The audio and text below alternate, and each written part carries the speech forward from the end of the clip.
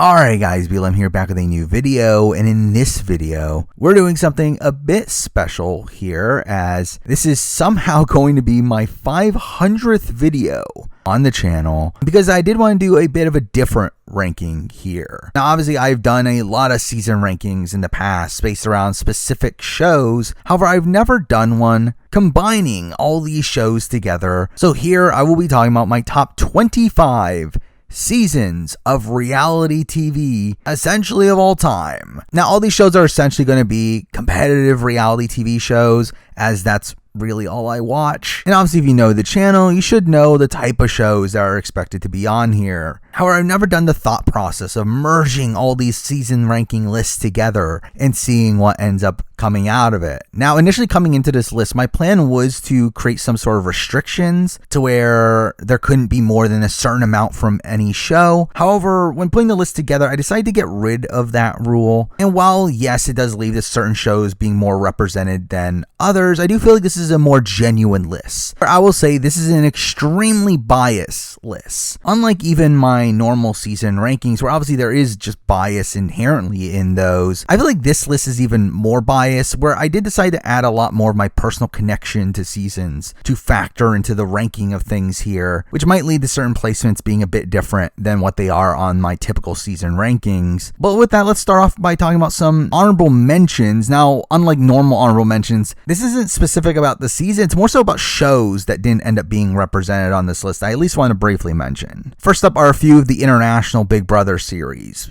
We do have Big Brother AU, which I don't have the greatest experience with. I mean, I've watched the recent seasons, which are all pretty mediocre. However, I did watch season 10 way back in the day, the season with Tim Dormer, and I did really enjoy the season at the time. The problem is I don't remember much of it at this point, so because of that, I didn't really feel good enough to put it on the list here. Same thing goes with BBUK, where I actually was really into BBUK for seasons 15 and 16, where I remember Helen Wood being this really insane reality TV character, and this like massive split in the house during season 15. And then 16, you had Mark, this like douchey but also likable underdog guy that made that season interesting to watch. However, at the end of the day, again, I feel a bit removed from these seasons, don't have the greatest memory of them as a whole, and because of that, they didn't make it on the list. Same thing goes with The Celebrity Apprentice, where I used to be a massive fan of The Celebrity Apprentice. I remember being super excited every Sunday night to tune in. And the two main seasons that I do have a lot of fondness for are seasons 2, where you have Joan Rivers and Annie Duke and their rivalry, and then season 4 had Gary Busey, and that was a lot of fun. But again, at the end of the day, don't have the greatest memory of these seasons anymore, so they didn't make it on. Also, I want to mention The Glass House, which, to be fair, was probably never actually going to make it on this list, but I do have a lot of fondness for this show. Again, I already did make a retrospective on it, talking about my in-detail thoughts there, so obviously you can go watch that video if you want to hear my thoughts on it. But also, a new show here that I wanted to mention is The Traitors, where I do feel like The Traitors is probably the most promising upcoming show that we have at this point, where I've watched 3 seasons of it now, AU, UK, and US, and all 3 of them have been pretty strong. All like hovering around making it onto this list here, however none of them did, but again, all really strong seasons. And before moving on, I do also want to mention some shows that aren't proper TV shows, more of online shows, but if they were these like professional TV products, I probably would have greatly considered them for the list. The first thing is Sequester, which what a downfall that show had, but I genuinely really loved seasons 2 and 4, and while there's obviously these massive growing pains with the series, particularly seasons 1 and 2, I do feel like season 4 really felt like they hit their stride. I really feel like there was so much potential with the show, only for that to obviously go nowhere, but that was a season that would have been in consideration. And also, I might as well talk about College Survivor, which back before I started this channel, I used to watch a lot of College Survivor. It's definitely died down more recently, but College Survivor is such an interesting concept, and the fact that it is the game of Survivor, the game of round by round, you vote out the people in your tribe. However, there's this fascinating aspect of the fact that they're living their everyday lives while doing so, and that they can use the means of the outside world. They can meet up in private, and it really adds this fascinating aspect to the game of Survivor that I think makes these shows feel really fresh. Now, again, College Survivor, from my experience, is very hit or miss. However, a season like Survivor Maryland All-Stars, the first season that I ever watched, is something that was greatly in consideration here. And straight up, it would have made the list had bad, I decided to include these online shows on the list. Also, I want to talk about my personal favorite college Survivor series, and that is Survivor Michigan, which at the time of recording has aired 5 seasons, and I think 3 of those 5 are all-time great Survivor seasons. Not even just college Survivor. I think actual Survivor, or to me, season 1 is by far my favorite college Survivor season, and to me, it's a season that rivals my favorite televised Survivor and Big Brother seasons. It's an incredible season, and to go along with that, season 3 is right up there as well. And then you also have season 5, the latest season, All Stars, which is a very different Survivor season, a very emotional Survivor season, but one that is still really interesting to watch. And again, all 3 of these seasons would have been consideration for his top 25, but again, I just decided to leave them off. I did want to talk about them here. But with that, we're on to the top 25, my 25 favorite reality seasons of all time. Let's start off at 25. We have the only representative from a show that you might have expected more entries from on this list, and that is the only season of Australian Survivor to make it on the list, and that is Australian Survivor's Heroes versus Villains. And straight up, for a while, I did not have an Australian Survivor season on this list. I've been very vocal about the fact that I don't like the Australian Survivor format. I don't like how Australian reality TV is produced, and that's always been a major hindrance to me in comparing Australian Survivor to the likes of Survivor US, Survivor SA. However, Heroes vs. Villains, the latest season, was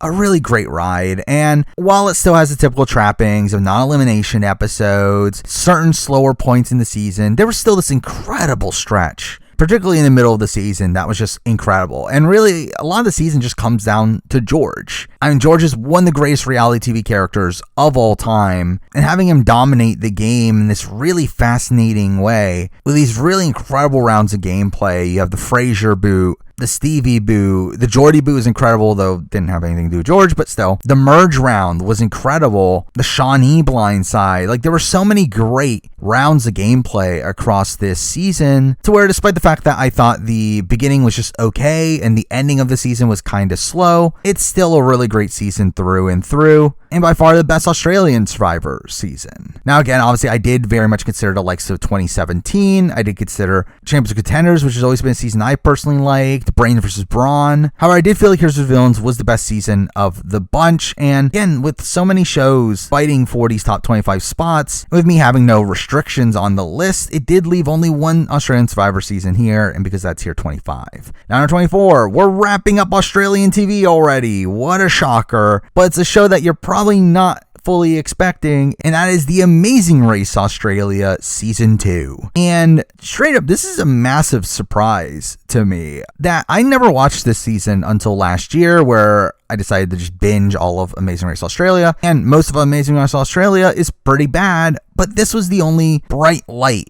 in all of that. And straight up, this is one of the best Amazing Race seasons ever made. Not just in Australia, but across the globe. I mean, as we'll see with this list, there's only one other Amazing Race season on this list. And Amazing Race Australia was just truly incredible. I mean, it has some of the greatest characters in the Amazing Race ever. I mean, you have the likes of Paul and Steve, you have the likes of Michelle and Joe, you have Joseph and Grace, with Grace in particular being this very confrontational figure, where we do get a lot of fighting between teams, something you don't typically see on The Amazing Race. I feel like The Amazing Race, especially nowadays, has become known as a more happy-go-lucky show with very little drama between the teams there. However, this season is filled with so much drama. Paul and Steve getting the fights with pretty much everybody. And you have Paul's fight with Grace, which is probably one of the best Amazing Race fights ever. You also have Sarah as this really fun character. You have like Kim and Donna, who are these great early boots, who also had this rivalry, Paul and Steve. You have Adam and Dane as these shock first boots who get eliminated due to a penalty. And it's like, to me, this is a season that should not be as good as it is, but it is shockingly a really great Amazing Race season. And again, shocking it came from Australia, considering how bad I feel like modern Australian reality TV is, but this was actually a genuinely great season, and because that's here number 24. Now number 23, we're going to another show that only has one entry on this list, and this is a show that I think has definitely lost steam, with the formula becoming very stale over time. However, its first season has been its best, being the most true to its initial concept, and that is The Circle UK Series 1. And I've always loved this season. I mean, this is obviously the season that got me into The Circle. I remember when season 2 was airing and I was hearing all the hype about it. I went back and watched series 1 and just really adored the series. Like, this is just an incredible season of reality television, one that felt very new at the time, but even beyond that, just has an incredible cast. I mean, Freddie is an all-time great reality TV character. You have some of the greatest moments in reality TV history, in my eyes, where the Dan and Kate meetup is by far the best moment in the history of The Circle. But even beyond that, you get a lot of drama here, and you get a decent chunk of these like wacky, outlandish characters on this cast that just pick fights with people. You get the winner and Alex having this really fascinating winning storyline, one that really tests the overall format of The Circle. And really just as a whole, I feel like this is such a perfect first season for The Circle, one that really epitomizes the entirety of the show's format, to where I feel like if this was a one-off season, to where there was no other seasons of The Circle ever again, this would have been a very satisfying run for the show. Now again, beyond this, they don't really change the formula. It becomes very formulaic, and I feel like the casting was never as strong, but I do feel like season 1 here in particular is an all-time great season of reality television, and it's here at number 23. Now, number 22, another show that only has one entry on the list, and that ends up being The Challenge, where here we'll be talking about The Challenge Rivals, which I have declared as my favorite challenge season, but I'll be honest, I feel like this was a bit tough to truly place. I feel like for me, The Challenge is a show where, unlike most of the other reality TV shows that I cover, I don't feel like The Challenge has this like really definitive number 1 season in my eyes. Where Challenge Rivals here, I think, is it's like perfect amalgamation of what The Challenge was initially supposed to be. There's this like competitive nature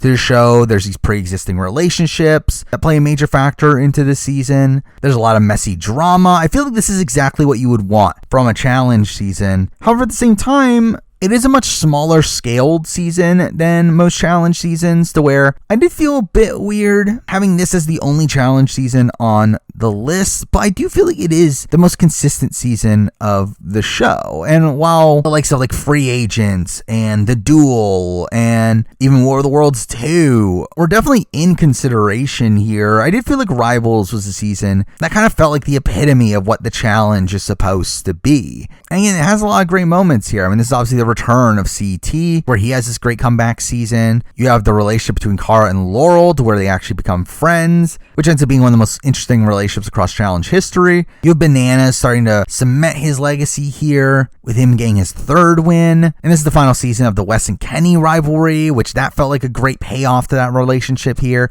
Again, there's so much great stuff here in the Challenge Rivals, so I did feel like this is the best season of the challenge, and because it is here on the list at number 22. Now, number 21, we're finally getting to a show that you can expect a lot of seasons from on this list, this being the first one of the bunch, and that is Survivor US. And here at 21, we're talking about Survivor Philippines. And for me, Survivor Philippines is a very nostalgic season. It is the season that got me back into Survivor. While I did watch Survivor when I was a kid, particularly Pearl Islands and All Stars, I stopped watching the show for a lot of my childhood and didn't get back into it until when Philippines eventually aired. And because I do have a lot of reverence for this season, is a season that I remember at the time just really adoring. I loved this downfall for Russell Swan. I loved Malcolm as a character, and see him come so close to winning was this great storyline. You have the likes of Penner, who's an incredible character. Abby Maria is a great character. Lisa has an interesting arc on this season. You have the Jeff Kent vote, which is one of the greatest votes in the history of the show. I mean, there's a lot to like in Survivor Philippines. Now, at the end of the day, I do think this season is on this list largely because of nostalgia. I do think if we take that away, I would probably have it just barely cracking the list, if that. However, again, I wanted to make this list a bit more personal list, to where Survivor Philippines is a season I do have a lot of a connection to, and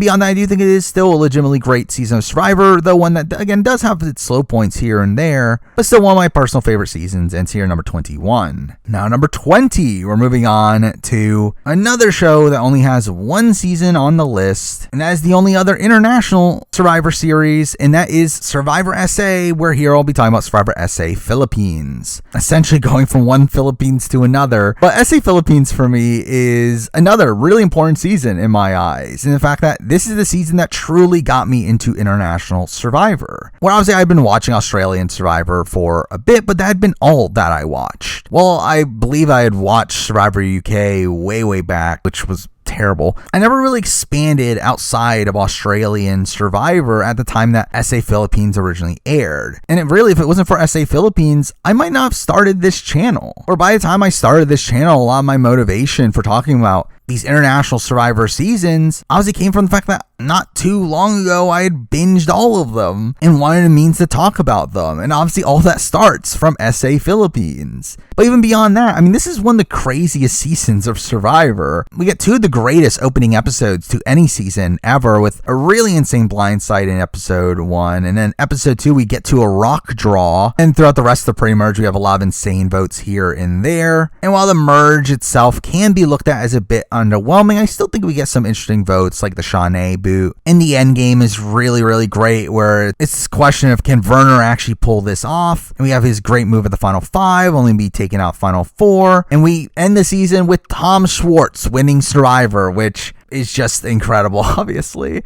But I do genuinely love SA Philippines. Again, I do think, like the actual Philippines, there are its slow points. I think its post-merge does have its lulls. And there's like a couple episodes in the pre-merge that are maybe not as strong as certain others. Though it's still a fantastic season with very wacky characters. To where even though the gameplay might not be the most riveting at all points, the characters themselves are really great. Now again, in relation to SA, I mean, there were a couple other seasons that were in consideration here, the likes of Immunity Island, Return of the Outcast, even Champions, where Champions would have been one that was fully on here due to the personal connection over the actual quality of it. But again, none of those really quite fit the list, but the only one that did here is SA Philippines, so because that's here number 20. Now number 19, we're finally getting around to a show that, again, you can expect a few seasons of on this list, and that is Big Brother US, another one of the staples on this channel. And we're starting it off at 19 here with Big Brother 20. And Big Brother 20 is a bit of a strange season. The fact that I do feel like out of any of the seasons that made it onto this list, it is probably the one that has the biggest dichotomy between like the first half and the second half. Where to me, the first half of BB20 is the best Big Brother ever. Like, I remember just how excited I was watching the first half of BB20, being riveted at what was going on. Where week 1, we have Tyler pulling off this last second move to flip over Caitlyn and get her to vote out Steve, who she looked at as her dad in the house, with him lying over what Sam's power did.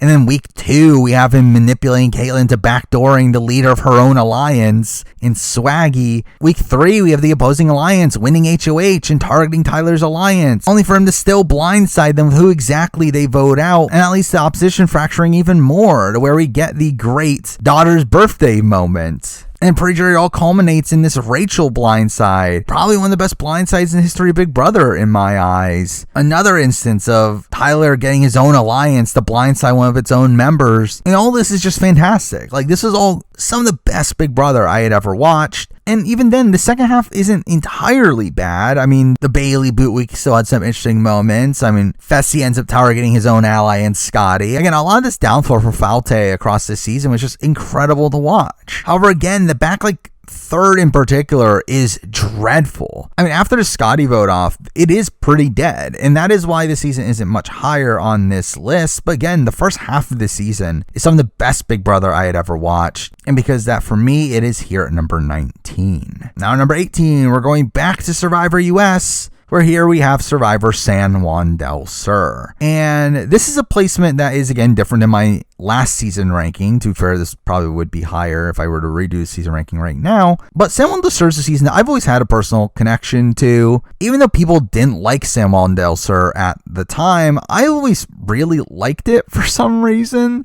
Now, again, there are slow points. I do think the first few episodes are kind of just fine. The end of the pre-merge is kind of boring with the Kelly and Dale boots. And we also have the Julie quit. However, outside of that, it's an all-time great season. I mean, Final 11 on is some truly elite Survivor, where maybe take out the Reed boot, that is a bit slower, but everything else there is incredible. And we have Josh, this Edgic frontrunner for first half of the season, being taken out at the merge, followed by Jeremy, the next Edgic frontrunner, being taken out immediately after that. And what is still an all-time great blindside there, and that's followed by this Natalie revenge storyline that makes the endgame really fascinating, and she ends up making some incredible moves, with her blindsided John, and then the Baylor blindside in particular being a really mind-blowing moment as well. And even in the pre-merge, we still have the Drew Christie boot, which is an all-time great episode of Survivor. So for me, I feel like there's so much to like with San Juan del Sur, where, like, yes, it does still have these slow points here and there, but it's a season that I've always personally loved, and it's here number 18. At number 17, we're moving back to Big Brother US, and here we do have Big Brother 7, also known as Big Brother All-Stars. And All-Stars here is actually lower, I believe, than the last Big Brother season ranking I've done. And to be fair, I think I probably would agree with that sentiment, where I do think my opinion on Big Brother All-Stars has probably dipped slightly in the time since I've done a video about it, but it's still a very good season, obviously. I mean, just the entire story of Chilltown and seeing Dr. Will coming back and really running this season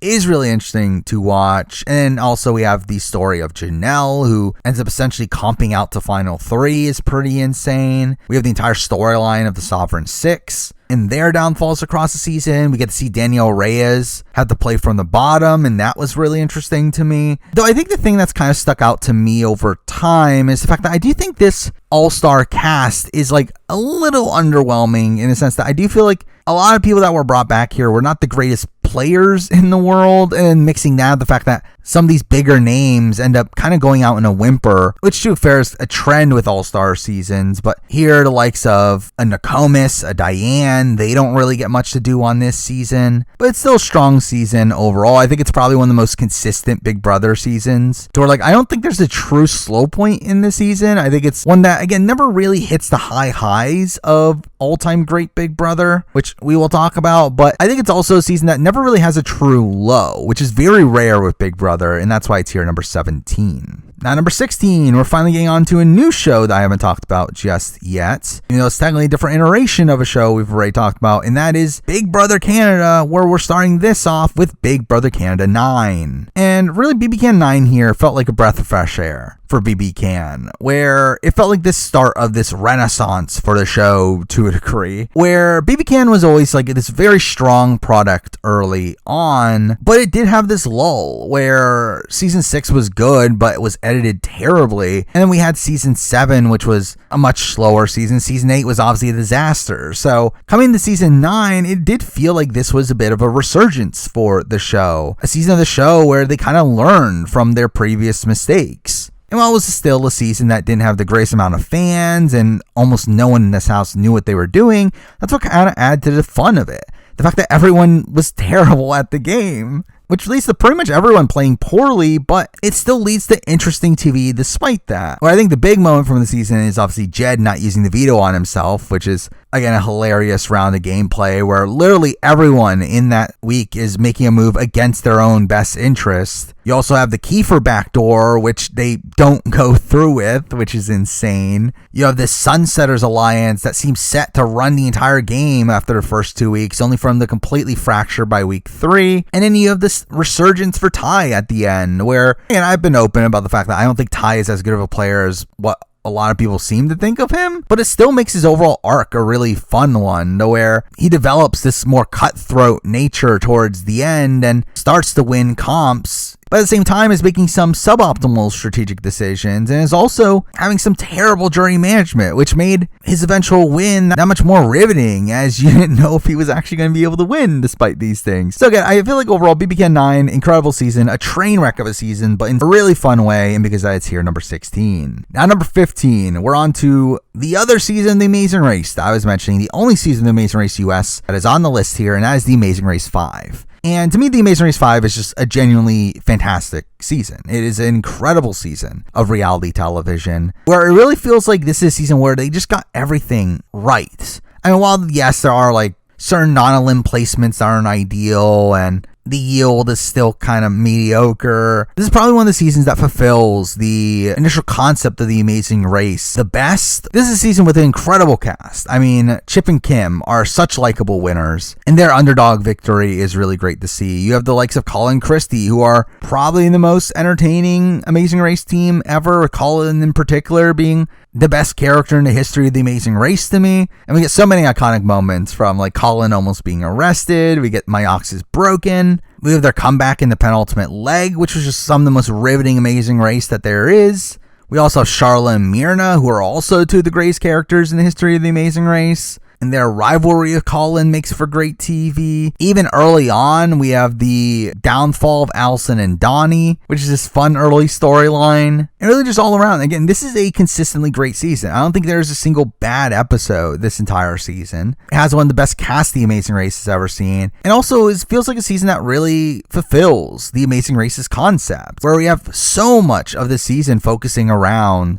the airport drama, which I think is some of the most riveting stuff in The Amazing Race, something that's completely gone from The Amazing Race nowadays. So all this is really fantastic. One of my favorite seasons of reality television. It's here, number 15. Now, number 14, we're going back to Big Brother US, and here we do a Big Brother 6. And Big Brother 6 is a season that I've always had a tough time actually assessing, because one, this is the season of Big Brother I have the most nostalgia for. It is the season that truly got me into Big Brother, where as a kid, I remember loving the likes of Kaser and Janelle and hating the likes of Yvette and Maggie. I remember being excited for a moment that Kaser gets to re-enter the game. Like, this is the season that truly got me into Big Brother. I mean, one of my favorite moments in the history of Big Brother is Kaser saying, "I sealed your partner's fate." Like, just week 3 of the show in general is one of the greatest weeks in the history of the show. Along with week 6 as well, where we get the pressure cooker, HOH comp, and Kaser throwing it, only to then be blindsided by the end of that week. Just an insane series of events there. Now, I will say the one downside for the season, I do think the end game kind of slows down, where really at that point it becomes everybody versus Janelle, only for her to come up short, and also even beyond that, like a lot of the season really does just come down the comp results, essentially, where because there are these two warring factions, essentially the entire result of the week is pretty much determined by who wins the HOH, which overall the level of gameplay on this season is significantly reduced, which is why I've always had a tough time ranking this season, as while again it is one of the most iconic seasons of the show, it also is a season that has very little active gameplay within it. But let's like that, it is still a season I have a lot of nostalgia for. It's a season that got me into Big Brother. It is a season that is just truly riveting to watch, and because that for me, it is here at number 14. And continuing off of Big Brother, we're moving on to number 13, where here I do have Big Brother 14, where BB14 is another one of these seasons that I remember being riveted when this season was airing. I mean, honestly, by the end of it, it becomes the season of Dan and how he completely runs circles around everybody. And despite the fact that he came into the season with a massive disadvantage, being a former winner and no one wanting to trust him, but also beyond that, also getting some very unlucky comp results that made it very difficult to accomplish anything that he wanted to do, he still is able to get his way to the end in a position where everyone throws part 1 of the HOH to him, which is insane.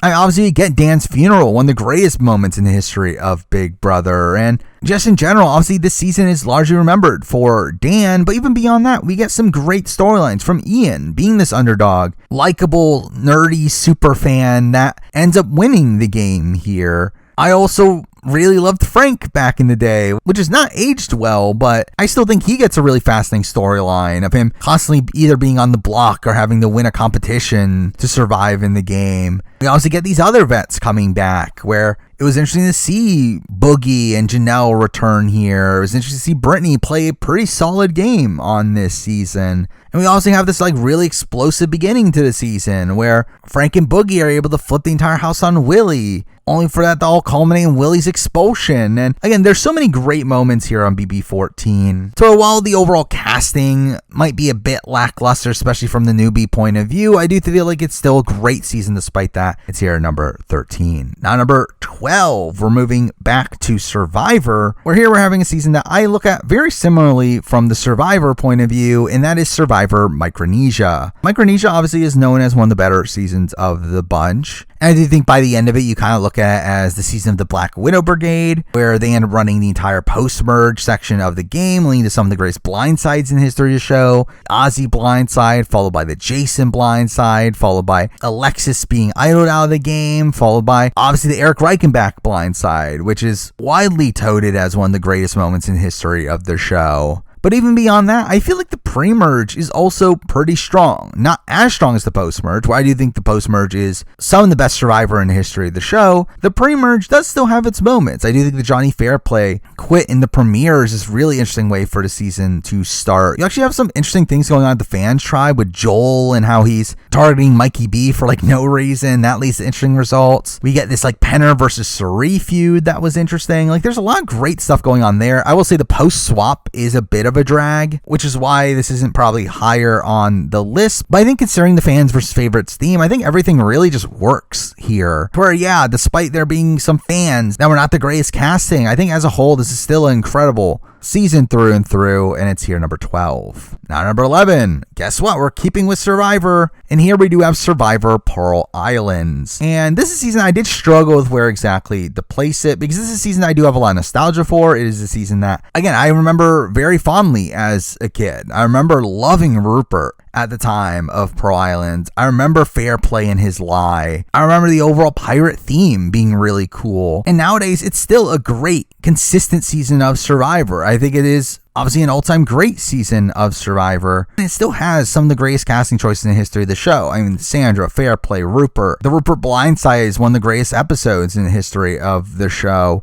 Fairplay's overall run on the season is really interesting. Sandra has some incredible moments. We have the Outcast twist, which is one that, again, is unfair gameplay-wise, but I do think leads to really great TV. And I think Savage ends up being this great victim to that twist. And again, as a whole, like Pearl Islands is an incredible season through and through. I really have nothing truly negative to say about it. Just something about it makes me not want to put it much higher on the list, but it's still an incredible season. It's here at number 11. Now number 10, obviously we're at the top 10 here. A top 10 that only comprises of 4 different shows. But all of these shows being shows that obviously I truly love. All these being truly elite seasons of reality TV. And let's start off at number 10. Most recent season on the board here, and that is Big Brother Canada 10. And Big Brother Canada 10 was just an incredible ride through and through. I mean, this is a season that I think largely gets remembered as the Kevin Jacobs season and the impressiveness of how he was able to run that season, which is obviously a major factor into things. But even beyond that, there's just so many great individual moments from this season. I mean, you get the Kyle Moore HOH week, which was just genuinely insane, and follow that out with him being immediately backdoored by his best friend the following week. And then we get the Tanisha blindside, where that ends up completely fracturing the house,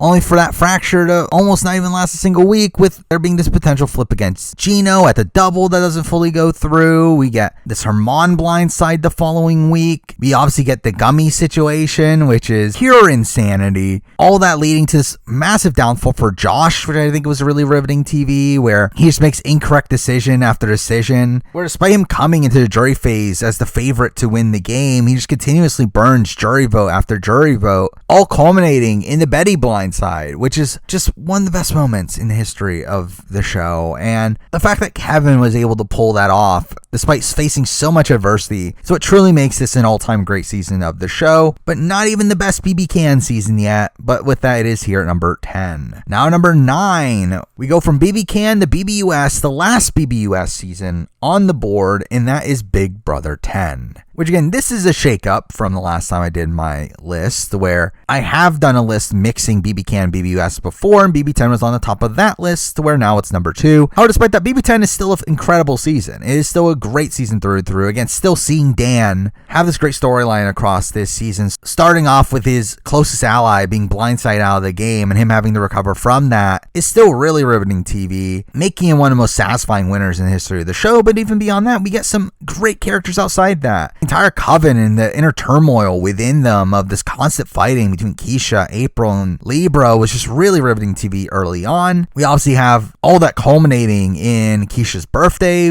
one of the greatest moments in the history of the show, being one of the best weeks in the history of the show, with that all leading up to the Jesse blindside. And we follow that up with even more fighting the following week, when Michelle wins HOH and directly targets Libra and Keisha, and all that's fantastic TV. We then also have Dan's HOH, where we get his deal with Ollie and Replacement Nominee Roulette, and all that's fantastic TV as well. Again, there's just so much greatness in this season. I think this is one of the most iconic BBUS seasons. It is by far the best BBUS season in my mind. However, I feel like there's another international season of Big Brother that has surpassed it over time that we will be talking about much later on the list. But still, this is still a great, iconic season through and through, and because that's here number 9. And now number 8, we're finally talking about a new show here, a show that might be a surprise to some of the people that only watch my channel for Survivor and Big Brother, in the fact that of the top 8 here, this show comprises of half of the list. And we're going to be starting all that off at number 8 here with The Genius Rules of the Game. Season 1, where if you don't know about The Genius is a Korean reality show, and is a show that is certainly debatably my favorite reality show of all time. I do think if it was not for the show only having 4 seasons, all 4 of which are in the top 8 here, I would consider it the best reality show of all time. But the fact that obviously it only has 4 seasons in comparison to something like the likes of Survivor, which has 44 at this point, it's obviously tough to truly compare those, but The Genius is an incredible show. One where its initial structure is not that dissimilar from most other reality shows. It is one where there is a main match, where through the main match you get a winner who is immune and a loser who goes automatically into the death match. Then the person that goes in death match picks another player that isn't immune, where they do a one-on-one battle in order to determine who goes home. Again, a pretty basic format. However, what The Genius does very well is what they do with that format, where the matches in this game, again, unlike physical competitions you would typically see on something like The Challenge, these are strategy games. These are games where you are incentivized to outwit your fellow competitors. And with the cast of this show typically being seemingly way more strategic than your typical cast of any other given reality show, definitely adds the overall appeal of these, where we really see these players making these big, bold moves almost every episode. But also what makes The Genius so great is also the editing, where it is really the first reality show that I had watched that had utilized flashbacks in order to create these surprises for its audience. It is a show that has a great sense of humor and has a great use of music. And to me, The Genius is just by far the best TV product of any reality show I've ever watched. I think it is the show with the most interesting editing style, which is why all 4 seasons are at the top of the list here, though the one at the bottom of those 4 is The Genius Rules the Game, season 1. And to me, it's kind of a weird thing where obviously this is the first season, so because I've watched it the most is the season that I've watched first. And I do feel like some of the most iconic moments from the series come from this season. I mean, you have the open pass moment, you have the Garnet heist, you have Sungyu and Kong's dilemma, you have the Jinho Gura rivalry. Like, there's so much in this season. But what does leave it a bit behind for me is some growing pains here. I do feel like as a whole, certain death matches are just straight up kind of boring. I think certain main matches also were not super well thought out. I also feel like a couple members of the cast are not as strong as what we would see from later seasons. And really just as a whole, I do feel like there are these minor knocks against it, but it's still an incredible season of reality TV. One of my favorite seasons of reality TV.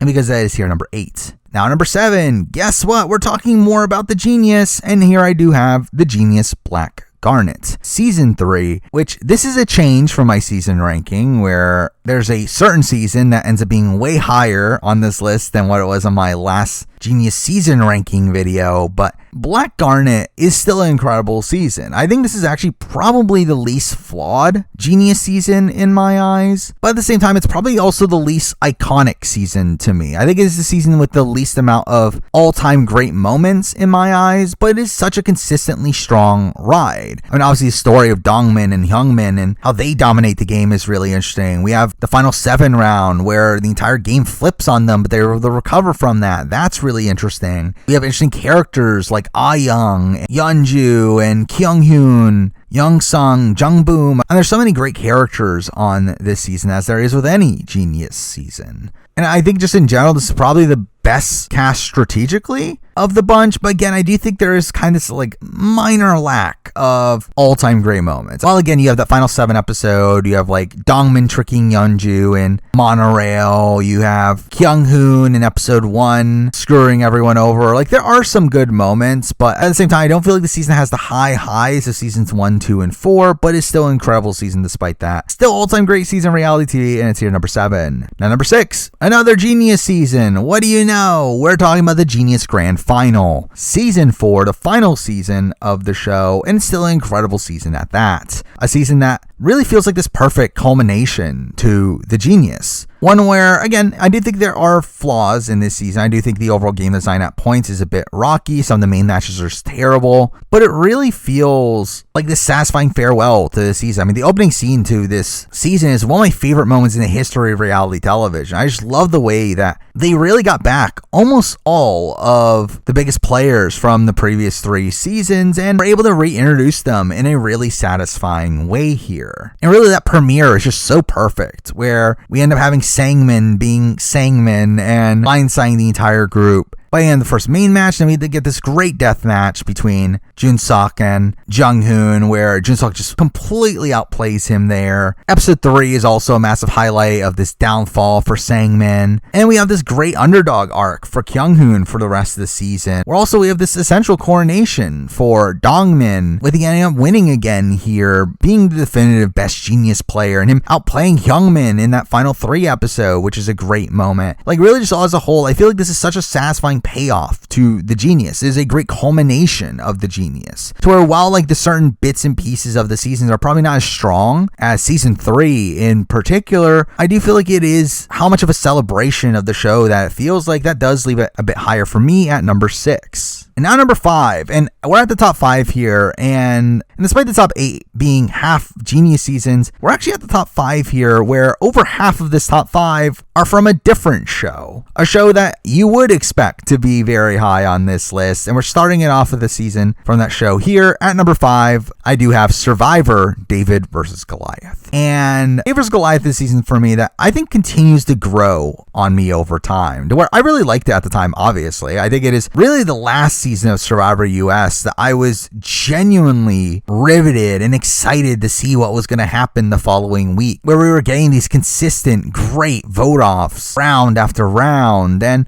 it really, to me, feels like the last truly great Survivor US season. And I feel like over time, as I've gone back to rewatch certain aspects of the season, I think it continues to stand out even more. Where to me, still, that John Hennigan blindside is still one of the greatest moments in the history of the show for me. The entire episode being one of the best episodes in the history of the show. But beyond that, we just have a really turbulent post-merge where we have the Dan blindside, the Carl blindside, the Gabby blindside. We have Nick having to play from the bottom at the end. And having all-time great characters from the likes of Davey, Christian, and Angelina. Like, White also has a very satisfying arc at the very end as well. And even early on, we get some great blindsides, from like the Jessica Pete vote to the Natalia vote, the Natalie Cole vote. Like, there are some really great moments in the pre-merge that really round this season out. Again, I do feel like this is an all-time great Survivor US season, and because that is here number 5. Now, number 4, we have the final Big Brother season of any kind on the list, and here we're going back to Big Brother Canada, or Big Brother Canada 5. And BB Camp 5 is a season that, again, like as time goes on, I just continue to grow on this season. I think this is a truly all-time great reality TV season for me at this point, where I just really adored my last rewatch of this season. It is a season that